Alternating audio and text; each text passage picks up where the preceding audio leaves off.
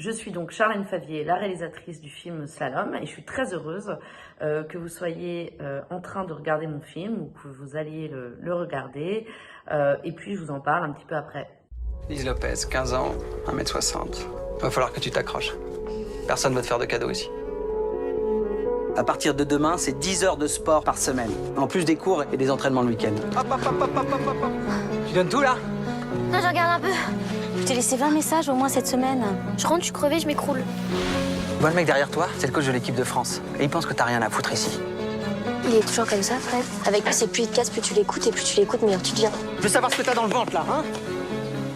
Donc j'ai travaillé presque 4 ans à l'écriture du film. J'ai commencé en 2014, enfin 2015, on a tourné en 2019. Ça a mis beaucoup de temps à écrire le scénario parce que c'est un sujet qui est très complexe, même si en fait le film est assez simple. Il y a 2 personnages principaux et on suit vraiment l'intimité de leur relation. Il fallait quand même vraiment travailler l'écriture, les dialogues, les positionnements des personnages pour pas que ça soit trop caricatural, et donc ça a pris beaucoup de temps.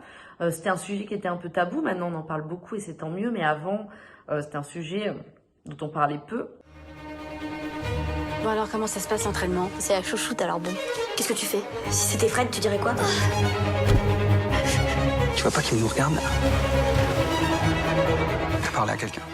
Ma relation avec Noé et Jérémy, elle a été dingue, je les adore. Noé, elle est super. Je l'ai rencontrée sur un court-métrage et elle était vraiment faite pour le rôle. Elle avait tout de suite compris qui était Lise, elle s'est transformée. Elle avait jamais skié de sa vie avant le film, donc elle a dû vraiment rentrer dans la peau d'une skieuse.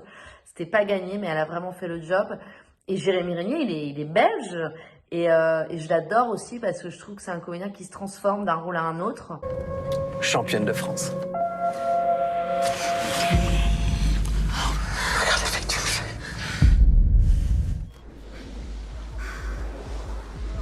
Alors les scènes de ski, ouais, c'était un vrai défi, les scènes de ski. Et en même temps, c'était très simple. J'avais envie d'être embarquée avec Lise. J'avais pas du tout envie de filmer le ski comme on peut le voir sur Eurosport, donc de manière très factuelle.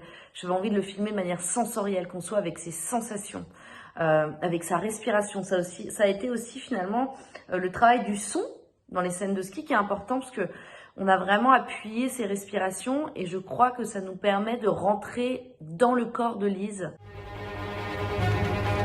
Hé, tu te relèves, on dirait une gamine, là. Ce que je peux vous dire, les jeunes qui regardent ce film, c'est que déjà, il faut croire en vos rêves, qu'il faut se donner les moyens de faire ce qu'on a envie de faire. Ça, c'est par rapport à mon parcours.